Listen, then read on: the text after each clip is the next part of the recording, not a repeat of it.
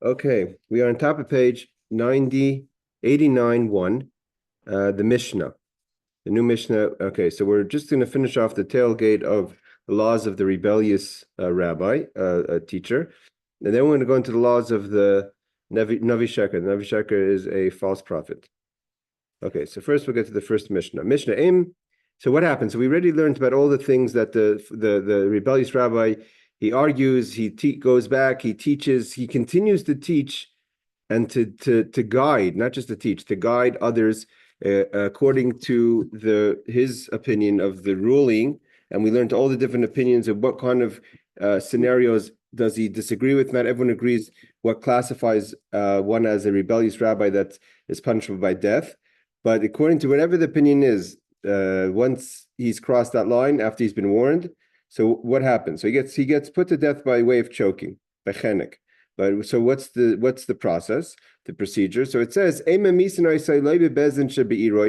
if he continues telling people according to the ruling of his opinion against the opinion of his colleagues and how it was established by the great Bezdin in Jerusalem, so they don't kill him in the court, even if it's a court of 23 in his hometown. So you would maybe assume that once he already crossed that line, he gets put to death by the court of the local court in his area. But Loibe Bezin should be Yavna. The Mishnah says even greater. Not even the court in Yavna. What was Yavna? So those who looked at the snapshot I sent before, Yavna was the yeshiva, the Sanhedrin that was moved from Jerusalem in the time of the destruction of the Second Temple. Rabbi Yochanan ben Zakkai, which was the leader in the time of the destruction, was able to reestablish that they should move the Sanhedrin in the troubled times to Yavna. Yavna is west of Jerusalem towards the sea. So Yavna became the center of Torah and the Sanhedrin. For many years, we have what's known as Rabbi Gamliel of Yavna. He took over from Rabbi Yochanan ben Zakkai. So I would assume it would have had to be quite a while that the Sanhedrin was in Yavna. It's probably all the way through to the uprising of Bar Kokhba. Then things moved north, if I'm not mistaken. Even though Yavna itself was in hard times, they weren't sitting publicly, but that was where they gathered. The rabbis of Yavna were not always able to come to the Sanhedrin, but depending on the situation, the political situation, but that's where it moved to. So you would think that maybe Yavna was the replacement of the Sanhedrin of the temple. So maybe Yavna could put him to death. We'll see in a second how that's possible. He must go to the great. It must happen in the Bezdin Gadol of Jerusalem, meaning it has to happen in the Sanhedrin of Jerusalem, meaning in the temple. So let's say he does it. I don't know. And he could have violated what they asked him to not teach and not to guide people middle of the year. Let's say between Pesach and Sukkot, right? Sukkot and Pesach. So when do they put him to death? So this opinion says they keep him in some sort of they watch him, put say in a prison, let's say, until the holiday, the next holiday that comes around. When and he gets put to death at a public holiday. Why? What's the basis of waiting so long? So Shenemer, because we have a verse, and the verse says about the person who is a rebellious rabbi, that everyone has to listen and be fearful of the behavior of the rebellious rabbi. And where do we get everyone that listens? Is when everyone comes to the holiday. So it has to be in a public setting, like a holiday. And the people shouldn't continue to go on the wrong way of the rebellious rabbi. From the word zadan, yazidu note. And who is this opinion? This is the opinion of Rabbi Akiva, Rabbi Akiva. Rabbi Yehuda, student of Rabbi Akiva, disagrees with his teacher, and he says, you can't wait. Let's say he does it a week after Sukkot, right? Until Pesach is 6 months. We know in Jewish law, unlike civil law, we don't wait. I mean, as soon as, like we learned in the past, as soon as the verdict is passed, the person is put to death immediately. So why would we don't even sit on a Friday, so we shouldn't have to wait till a Monday till Sunday because we can't kill on Shabbos. So why would we make this person wait so long? So we don't make the person wait. He gets put to death right away, according to Bin Rabbi Yehuda. He gets put to death immediately. And how do we fulfill the verse that says everyone should know? So they don't have to be there personally. The Kaisvim v'Shalchen Shluchim b'Chol Mekaymis, they send letters to all the communities about this incident, Ish Plainim Mischayev Misa Bezdin, that this person, so and so, which was a rebellious rabbi, was put to death by the Bezdin because he continued to teach and guide people according to his ruling against the ruling of the Sanhedrin. And this way, people know about it. So the difference between Rabbi Akiva and Rabbi Yehuda is that Rabbi Akiva holds that we want to do it physically, that people should see, which is the holiday. And Rabbi Yehuda says, no, it's in the time that it happens right away, but we send out notes so people should know. I just want to say, I'm going to say outside, the Rashi says, there's a question. So I'll read it and I'll translate it outside. What is this? What does the Mishnah mean when it says not in the Bezdin of Yavna? What's the scenario? You have to remember what happened. The Bezdin of Yavna left Rabbi Yochanan and Zakkai. It's a complicated situation. Rabbi Yochanan and Zakkai, at the tail end of the destruction of the Second Temple, things got chaotic. Anyone who was following what happened is there was fighting between the Jews themselves. Jerusalem fell from within. Like any time a great country falls, it's from within. The people were there was different groups fighting against each other. They burned the reserves of food. There was a lot of murder going on. There was a lot of chaos going on. Rabbi Yochanan and Zakkai stopped the death penalty quite a bit of time before the destruction of the Second Temple. So, and he also moved the Sanhedrin out of Yerushalayim to Yavna. So Rashi says, so what's the scenario that we would put him in Yavna, and then instead of going to Yavna, we go back to Yerushalayim. When the Bezdin went to Yavna, it was no longer in Yerushalayim. It left Yerushalayim, so they can't kill him in the Bezdin in Yerushalayim. So whatever, we can't do the law anymore. But the scenario of Rabbi Akiva or the mission that says that he goes back to Jerusalem and not in Yavna, there was never that time. Before Yavna, that makes sense. You can't go to the city. You don't do it in a local court. But once the Sanhedrin moved to Yavna, there was no Sanhedrin in the temple. So there's a technical question. So he says, Rashi says, Loi Bezdin should be Yavna. So he says, what would be the case? In Nishlu Bezdin Shvilishkas Hagazis. Let's say he was taken to the initial court in the temple, in the Lishkas Hagazis, the chamber of the Gazis in the temple. They told him to stop, that he's wrong in his ruling. And they told him, hey, Shuki, we're in the middle of the Mishnah, the Rashi and the Mishnah on page 89.1. So he says, so we're talking about that we don't put the person to death in Yavna. So Rashi says, what is the scenario where we could possibly put the person to death in Yavna when there was no more temple, there was no more court in the temple mount anyways? So Rashi says like this, if he goes to the Bezdin in the Lishkas Hagazis, they told him, your ruling is wrong, and he goes back home to the city. And after a while, he lives in his city, and then the Sanhedrin Gadol, means the great Sanhedrin, left Temple Mount and went to the city of Yavna. But still the temple hasn't yet been destroyed. So because we know that, what did Rabbi Yochanan and Zakkai say?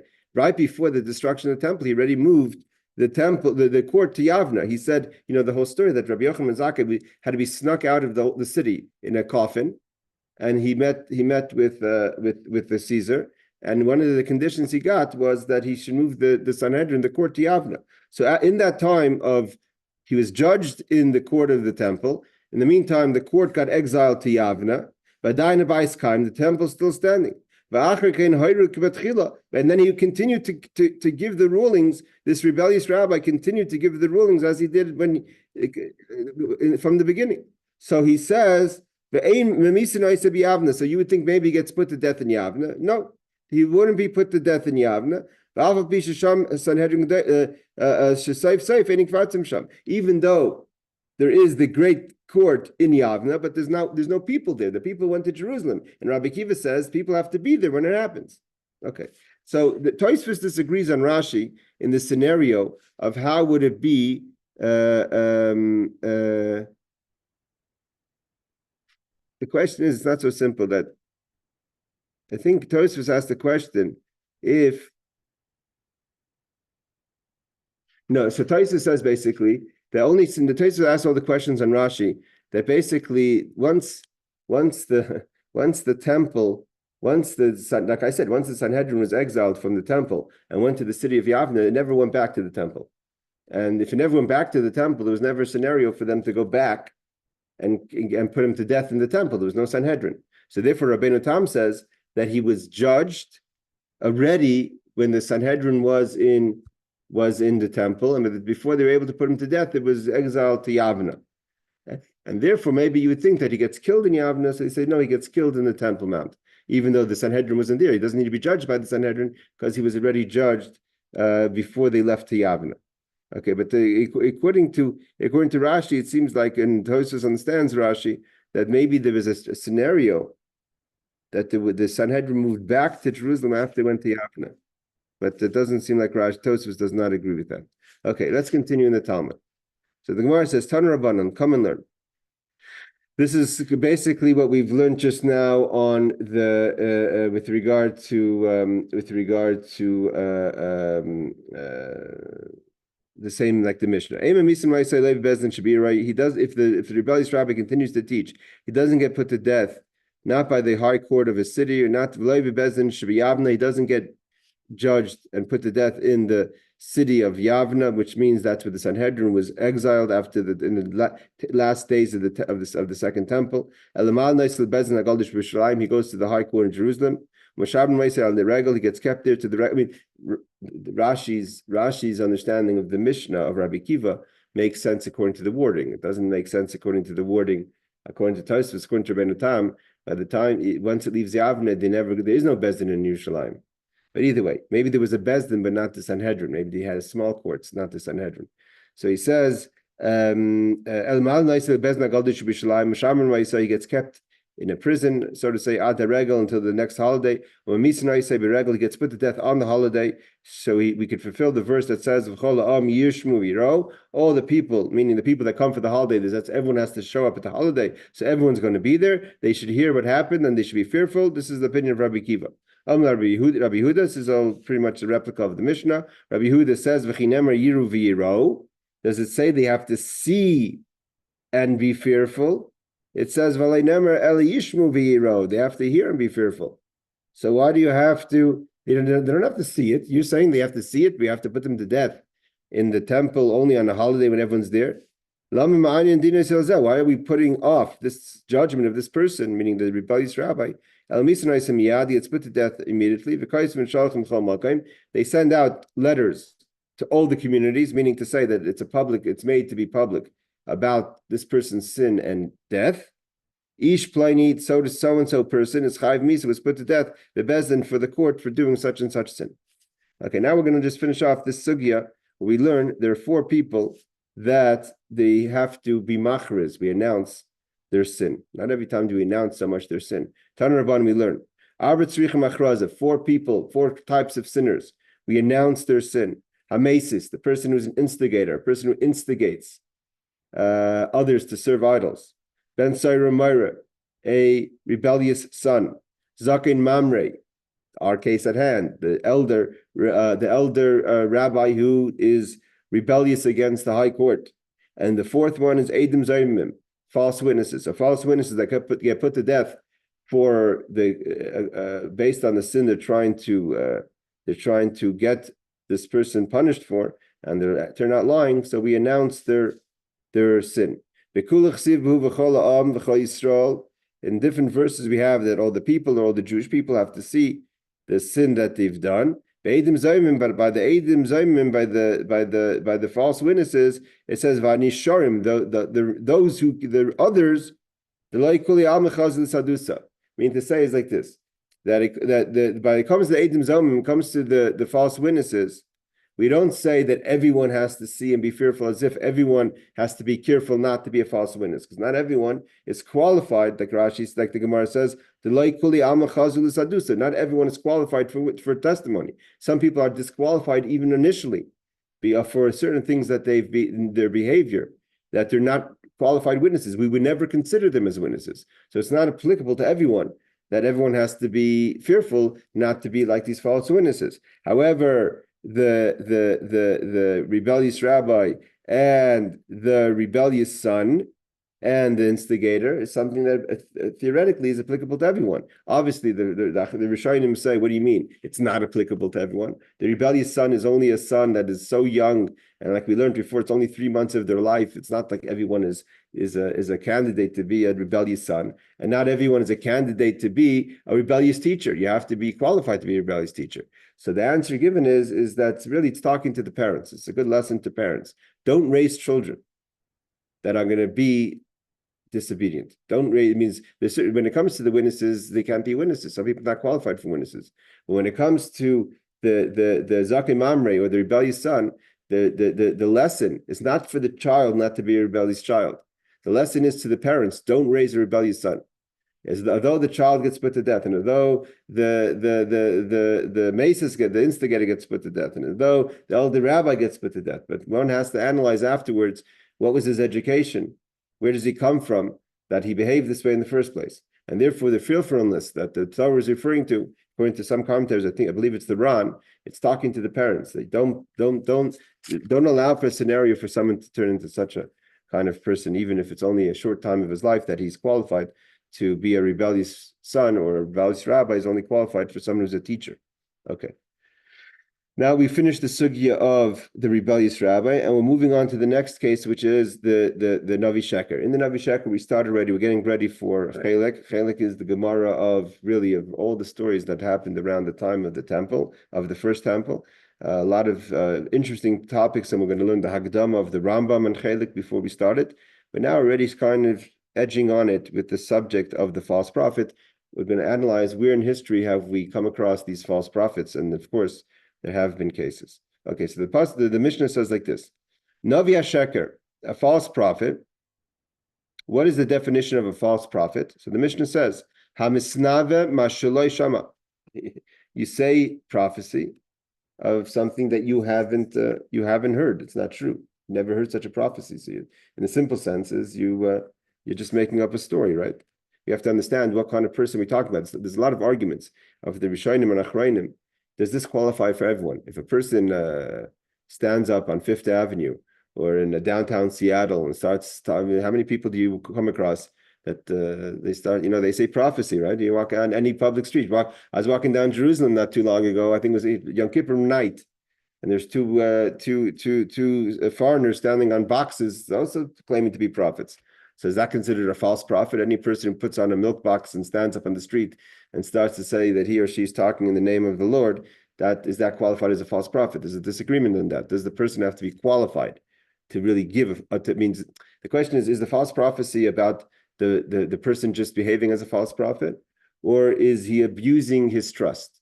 Meaning to say that he has the trust of the people. It means he's qualified to be a prophet, and because the people trust him, when he goes and he says a false prophecy, therefore he gets put to death. But there's a disagreement on that question. But let's just take it simply. Navi Sheker Misnavi Mashlei Shama.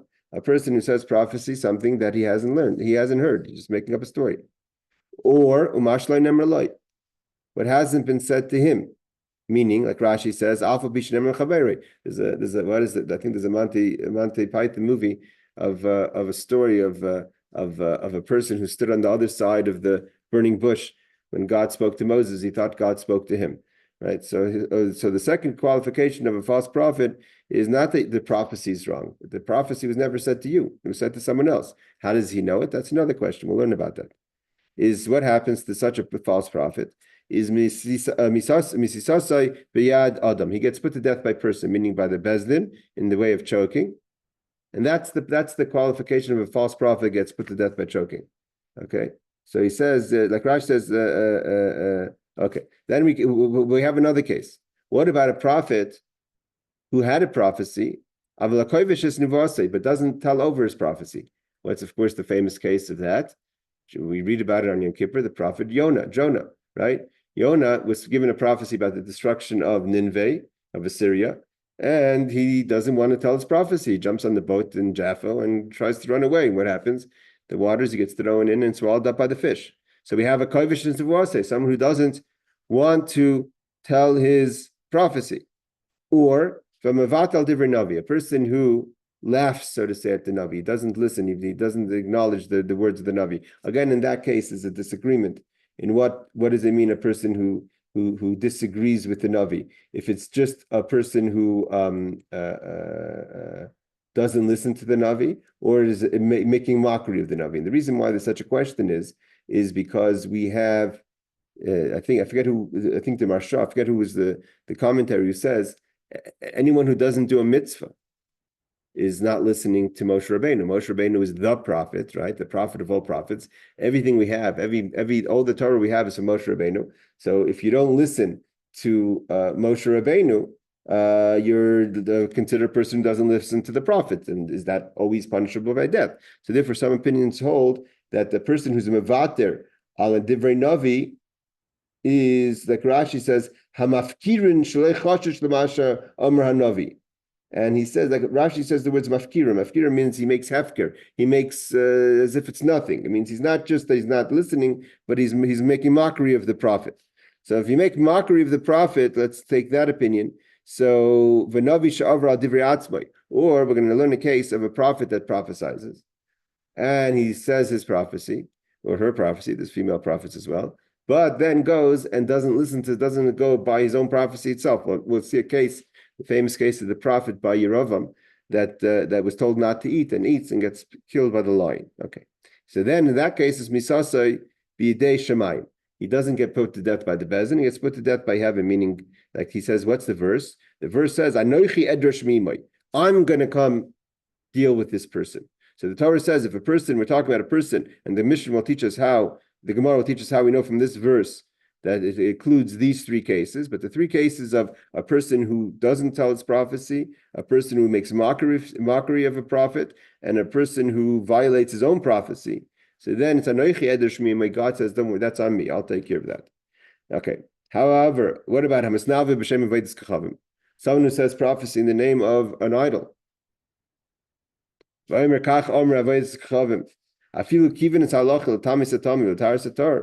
if he says a right thing, he says that the Avodah Zarah told me, the idol told me that this piece of meat is impure, or this piece of meat is not kosher, and it's true, it isn't non-kosher, it is impure. So he says the right thing, but he's saying it in the name of an idol.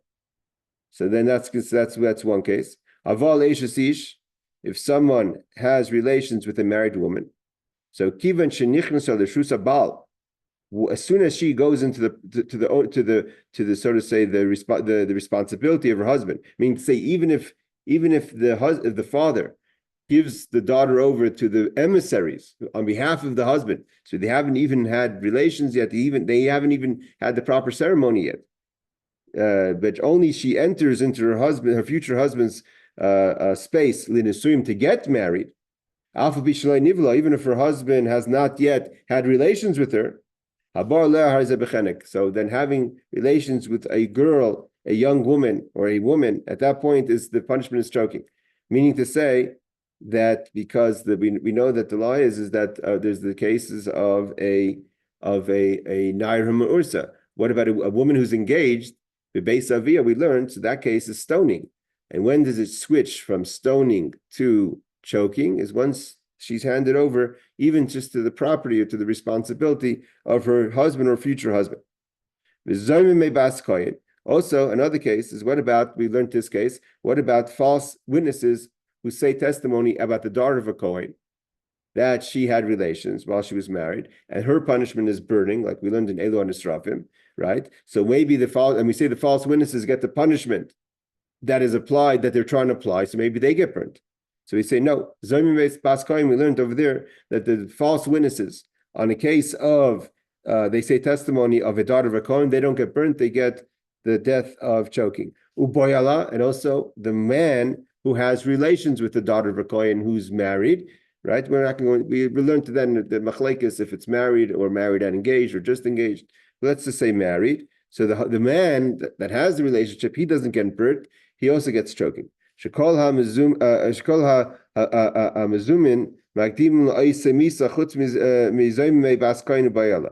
every case that there are false witnesses, the false witnesses get the punishment that they're trying to apply to the testimony that they gave falsely. So again, you would think that they get burnt, like they're trying to burn this daughter of a Kohen. So it says no.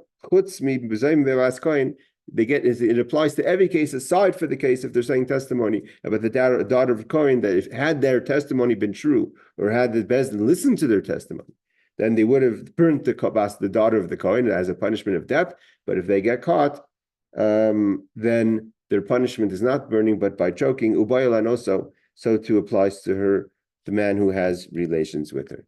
Okay, that's the Mishnah. Tan Rabbanan we learn. Shloisha misasim bidei adam. There are three people, there are three types that could put to death in by man, meaning to say by the Bezdin. Three of them get put to death by heaven. So now we're going to list off. This is similar to our Mishnah.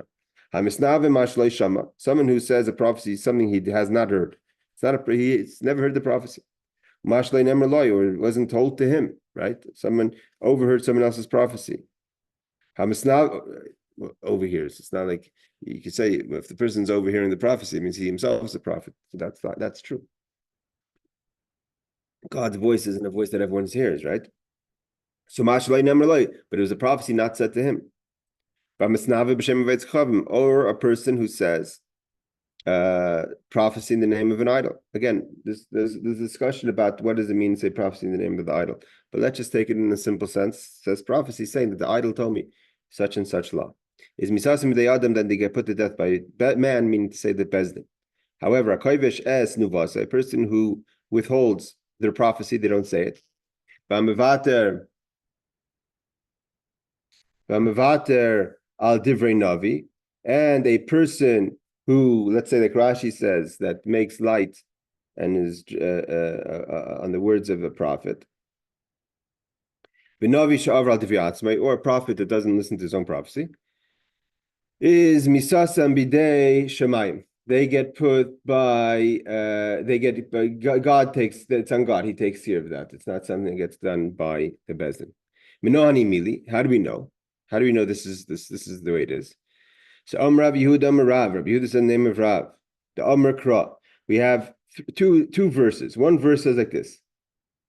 The verse that says in Devarim 18, verse 20. It says, Acha Navi Asher Yazid L'daber Davar B'Shmi, a prophet that willfully says something in my name. Eis Asher Lo Tzivisa. I never told him to say that.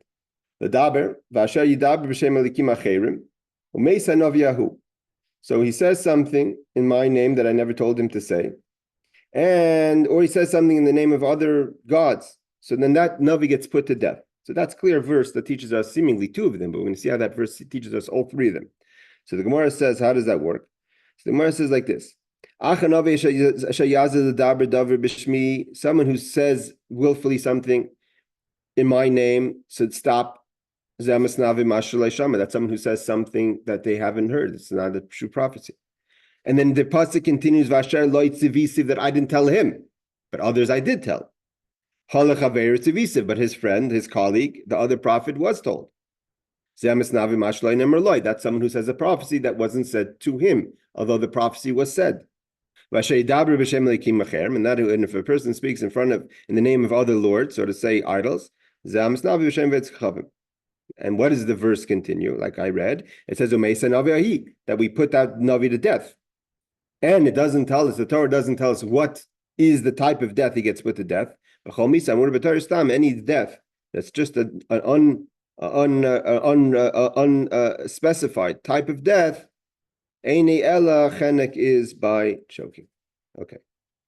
Now, a person who withholds his prophecy, or a person who makes light of the words of the prophet, or a prophet that doesn't listen to his own prophecy, doesn't keep to what he says, is misasam bidei shemayim. Then God puts him to death. How do we know? So the verse says, so the verse itself says like this. The actual wording is like this. Va'ish, we're talking about a prophet, or a person who's trying to betray themselves as a prophet. Yishma el divarai, a person who doesn't listen to my words. Asher yidaber b'shmi, that speaks in my name. Anoichi eder shmi, I'm going to come and collect from that person. It means God's going to. So how do we know from this the three cases of what? Of a person who withholds his prophecy, a person who is making fun of a mockery of a prophet, and a person who doesn't keep his own prophecy.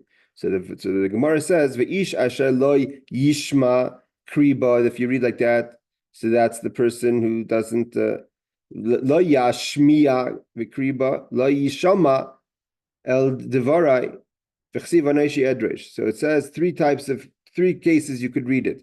Lo yishma So lo yishma means lo yishma means doesn't. A person, the first verse is Visha Shar Lo Yishma is doesn't listen to the prophet. When it says Lo, and if it says Lo Yashmiya, means he doesn't let others hear his prophecy. And the third one is Asher Lo Yishama, doesn't listen to his prophecy. And in those three cases, the person doesn't listen to the prophet, doesn't give over his prophecy, and doesn't listen to his own prophecy. So it says Anochi Edresh Me'imai, I'm going to judge that person. Bidei Shemaim, he gets put to death. Okay, so the Gemara continues. What is the case of a person who says a prophecy that he hasn't heard? It means being to saying false prophecy. Tzidkiyo ben Kenar. It's like a case of Tzidkiyo ben Kenar. What is the case of Tzidkiyo ben Kenar? Tzidkiyo ben Kenar is the story of Achav Yehoshaphat and the king of Aram. That to happen was we know that after the division. After the passing of King Solomon, the kingdom of Israel split into two. There was the northern kingdom, which is known as Israel, which was headed by Yerovam ben Nevat, who was a famous sinner. He was the first person to lead the Jewish people systematically into idol worship. And then the son of Solomon, he only had what's called the south, which is called Yehuda. He had the tribe of Yehuda, Benjamin, and other people that left the north to be part of the temple because Yerovam didn't allow people to go to the temple. So there was a split. And initially, the split was meant to be in an okay way. Let's call it okay way. It means that everyone serves God, everyone goes to the temple, but there's two kings. But right away, Yerovam ben Nevat left, said, no, that's not going to work for him, that everyone goes to Jerusalem and everyone's turning towards Jerusalem. And he's kind of a facilitator, not a real king. And especially what really bothered him is that the law was that the king from the house of David was able to sit in the temple. That's a special law only for the house of David. And any other person has to stand in the temple. So when Yerovam ben Nevat would come to the holiday, so there'd be two kings, one is sitting and one is standing. So what kind of image does that set about who's the real king, right? So Yerovam ben Nevat kind of said, that doesn't work for him. So he says, no one goes to the temple. We're putting up idols. We're going to idol worship. And he was he says he learned a tremendous amount of Torah. He was a huge, knowledgeable person, but ego got to him. Okay, so what happened? So later, in a few kings later, there was a famous king called Achav. Achav was the king of Israel, very powerful king, very big sinner, even more than Yerovam ben Nevat. He had a big sign up in his capital saying Achav doesn't believe in God, just in case anyone was wondering. And the king of Yehuda was Yehoshaphat. He was a righteous king, but they teamed up every once in a while. Either they fought each other. The tradition was either the kings of Israel and Judah fought each other, or they would team up together to fight their common enemy. So in this case, they're teaming up together to fight the common enemy. One is a righteous king, one is not a righteous king. So they want to know, is there a prophecy that's going to tell them about the success of this battle? So we have a king, we have a false prophet. So Tzidkiyahu ben Kana comes and he says, Vayaslo Tzidkiyahu ben Kana Karni Basil. So he made iron horns. And he said a prophecy that God told me to say to Achav that with these horns, we're going to gore the king of Aram. So as if to say, look, we're going to be successful. So Karni Basil, my Havalel Mevet. So the Gemara says, 1 second, time out. You're saying he's a false prophet. What do you want from him? Why? Well, but what's the question? What do you want from him? Because people like to believe that everything is black and white, or maybe we're pretty much a more advanced crowd in age, so we realize by now, all of us, that things are not black and white. So here we have Achav wants to know if he should go to battle, and he has a prophet that says here's the goring horns from God that says you're going to be successful. But it wasn't that he just made up a story. There's something that intervened. What happened? We all know the story that Achav killed, what was his name? Achav killed someone for his field. Achav killed, hold on, let me get to the place again. It says Naboth. Naboth was a person that Achav was jealous of his beautiful field. So he killed him. And that's the famous, the Navi tells Achav, Ratzachta v'gam yerashta, you murdered and then you took his field also. You tried to inherit the person you murdered. And that was the prophecy that he's going to die, was the prophecy that when he killed Naboth for his field. It means the famous story is that you have everything. You need this guy's field. So what happened? This Naboth is dead. And his spirit is still alive. And the way it works in the afterlife, evidently, is the spirit is still around. and is still upset for being put to death by Achav. So what happened was, he was fooled by the spirit of Naboth, fooled the false prophet in the prophecy. So Achav is standing there, and he wants to know if he should fight Aram with Yehoshaphat. Then so that's his reality. But on top of that reality, or outside of that reality, is God sitting there with his court and saying, "Who mi yifates Achav? Who's ready to fool Achav, to trick him into false security to go into this fight?" So it says, "What mi yifates Achav? Vayal vayipol biramat Gilad," and that he should go up and he should fall in the battle. The spirit came and stood before God. I'm ready to go fool Achav. Say, you should fool him and you'll be successful, but get out. And he did that. Rav Yehuda might say, God said to him, you're going to say a false message, so get out. This is a court of truth. So you got to, if you want to take on this mission, you should know that even though this is a mission that seemingly is part of the bigger plan, but you're no longer part of the club. Once you cross this line, you're no longer part of the club. Get out of my comfort, out of my space. My ruach, who's this ruach? And Rabbi Yochanan says, ruach shel Naboth Jezreelite. This is the spirit of Naboth Jezreelite, who was put to death by Achav for Achav being jealous of his field. Havle lemeidek. So the question is, so why is he considered a false prophet? He heard a voice that said to him that this is going to be a successful war, and he gave over the prophecy. So why is he considered a false prophet? Why was he put to death? So the answer is Havale the Meidek, Dam Rabbi Yitzchak, Segino in Echad Oila Lekam Neviim Ein Shnei Neviim Snavim Besignin Echad. They says that Rabbi Yitzchak says that basically Rabbi Yitzchak says is that every prophet says the same idea, but they don't say it exactly in the same way. And because by Achav everyone was saying the exact same words, the prophet should have known that something's not right. Everyone, the rule is that the prophets don't prophesy exactly the same. So if everyone's prophesying the same, they're hearing a voice, but it's not the right voice. Like Rashi, like the commentary says, Toichin Echad, there's one idea, but then it's not the exact wording, and everyone was saying the exact wording. All the prophets, Achav gathered, I think it was 400 prophets, to say, and they're all saying the same thing. So he should have known that this wasn't a true prophecy. So again, he must have been a qualified person. He wasn't a nobody because he heard a voice, and he thought it was God's voice. It wasn't God's voice. It's the voice of the Spirit. This whole story is, if you break it down, is very telling about life, right? God wants to fool Achav. See, but God's not going to lie. So he's saying, who's ready to lie?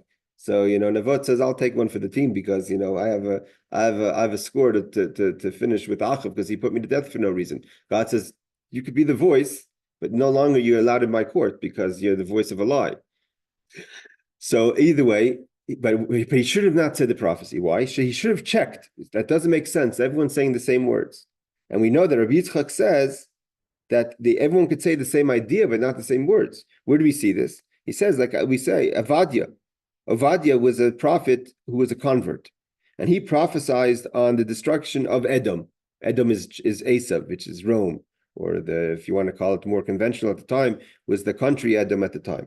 So he says, but he was saying a prophecy on Rome. That Zadin Libcha Hisiacha. He uses the word Zadin Libcha. Your heart went towards your falling. And Yirmiyahu says also a prophecy at Edom. It says Tifal Tsesecha Hisia Ischa Zadin Libcha. He also says that you're running towards. Again, they're both using two different ideas of what brought down Edom. Edom was too, so to say, aggressive. If you want to get the exact translation of these two verses, it says, so Rabbi Yitzchak, he says, let's get the English, I don't have it here with me. He says, Avadi said, the pride of your heart has brought you down. And Yirmiyahu says, the terriblenesses of your, has deceived you. Even your pride and even the pride of your heart. So again, they're both saying is that basically Esav was taken by his heart, but they're not using the same verbiage and in the same language. And therefore we see that a prophecy, even if the prophets say the same idea, they use their own words. So he says, V'ka'amar koyamar Hashem. And so therefore, So he should have known that that it's a false prophet because they said the same thing. So the Gemara says, and these old prophets said exactly the same thing. So the Gemara says, so it says, they weren't saying the truth. So therefore, the fact that they were saying all the same thing means not the way prophecy works. So the Gemara asks a question: maybe this prophet didn't know the rules, right? It doesn't say anywhere that when you become a prophet, you get a book, a manual. Here's your prophet. Here's the manual. Study the manual, and know that if you're saying the same exact words as someone else is saying, then you're not saying the truth. We say the same thing about witnesses, right? If witnesses say the exact same words, then the judge has to be a little careful. That means it was rehearsed, right? So when there's a rehearsed prophecy, something's not right.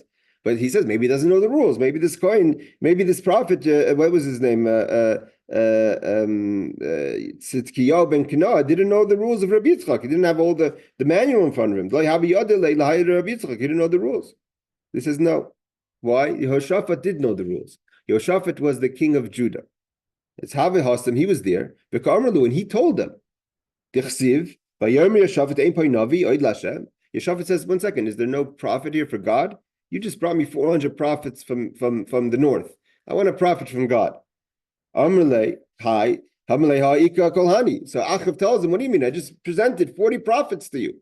And this guy comes with horns saying that God is going to gur Aram. So you have prophets. Why do you need more prophets? So the Gemara says, Amrle, so Yehoshaphat said to Achav, Kach mikublani mi beis avi. I have a tradition from my father's home, meaning all the way from David. That signon echad oila lekam neviim ve'ein shnei neviim v'snavim v'signon echad. Same idea could be by prophets, but they don't use the same words. All your prophets are saying the same exact words. That's not a prophet. And Tzidkiyahu should have known that right then and there that something is wrong, and he continued with his prophecy. And the fact that he continued with his prophecy means to say that he's deserving of death. Okay, so that's the case of a person who prophesizes. So here again, if someone just studies the Mishnah, you say, okay, a person who gets up there and stands in a milk case on Fifth Avenue or in the Jaffa Gate and says, the great day of judgment's on its way, so says so and so. That's not the false prophet that we're talking about over here. The false prophet that we're talking about over here is a person like this guy. He heard a prophecy, he heard a voice. But the voice was a trick voice. It was a voice of the spirit of Naboth Jezreelite, who had a score with Achav because he killed him. So that's understandable. He was upset. And God sent him to say this message, but the message wasn't the real message. Okay. The next case. What does it mean, a person who says a prophecy that wasn't said to him? What's the example? Meaning to say it was said to someone, not to him. So it's a real prophecy, but not to him. So it says,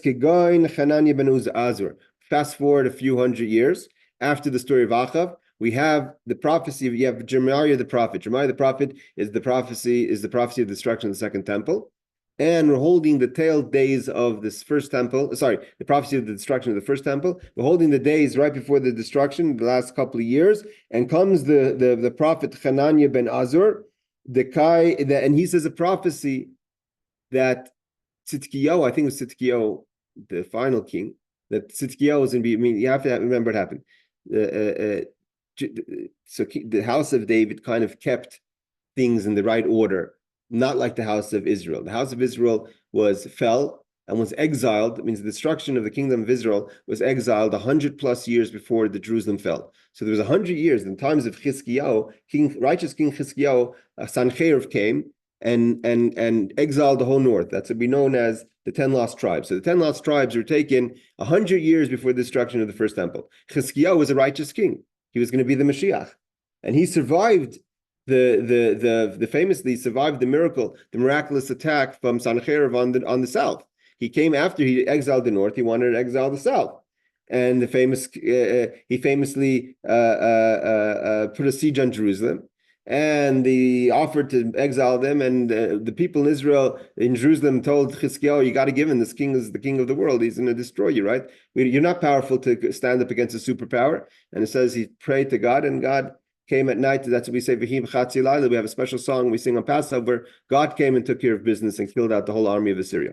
Now, after Chizkiyahu comes Menashe, the next king, and he's a really evil king. He lived 52 years. He really was kind of this, and after that, it all spiraled out of control. There was a few good kings. Yeshayahu was a good king, but after that, his sons and grandsons were not good kings.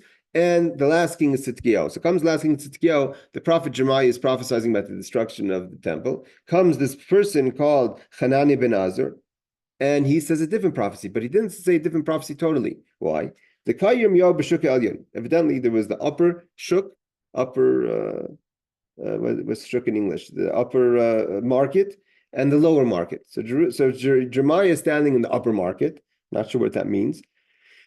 It may be upper in space or upper in prestige. And he says, so said God, Lord, Hinini shoyves keshes Elam.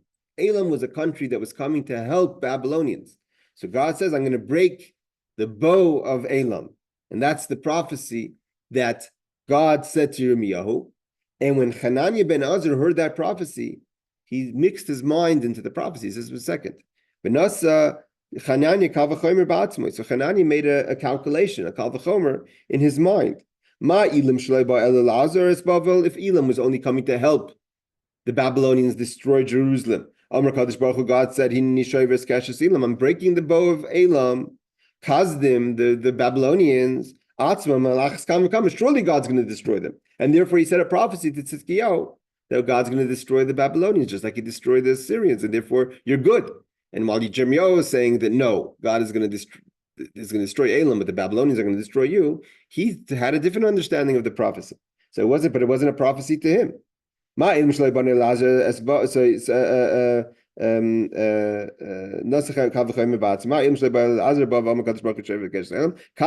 Babylonians themselves, so he went down to the lower. See, that itself shows you that he was a false prophet, right? He didn't stand in front of Yirmiyahu. Yirmiyahu was saying a prophecy in the top market. He went down to the lower market. And Amar Kaya Hashem Hashem, so said God, Shivarti is all Melch Bavel, I'm breaking the yoke of Bavel. So Amalei Papa Abaya, so Papa said to Abaya, what are you saying? 1 second. You just said that the case of Azur was a case where he said a prophecy that wasn't said to him. That prophecy was never said to Jeremiah. Jeremiah just said that Elam is going to be destroyed. He never said anything about Bavel. He said Bavel is going to destroy Jerusalem. So why would that's not called a prophet that says a prophecy that's not meant for him. It's a false prophet. He said something that Jeremiah never said. He said something that God never said to Yirmiyahu. So that's what Papa asked. Papa asked Abaya, he never said this to his friend, meaning Yirmiyahu. So Abaya replies, he says a crazy thing that no, he was right. He made a calculation and he made a kal v'chomer. The kal v'chomer made sense. His mathematics was right, that if God is breaking the helper, surely he could break the actual offender themselves. So he made a kal v'chomer. Dummy who ninu. So it's considered as if a prophecy that wasn't said to him. Meaning to say that, in theory, it wasn't wrong in his calculation, but God wasn't talking to him. So if he wasn't talking to him, it wasn't his business to go and give over a prophecy that wasn't meant, and therefore he gave a false prophecy. All right. I think we're going to stop here. Yeah, the next case is the case of Micha.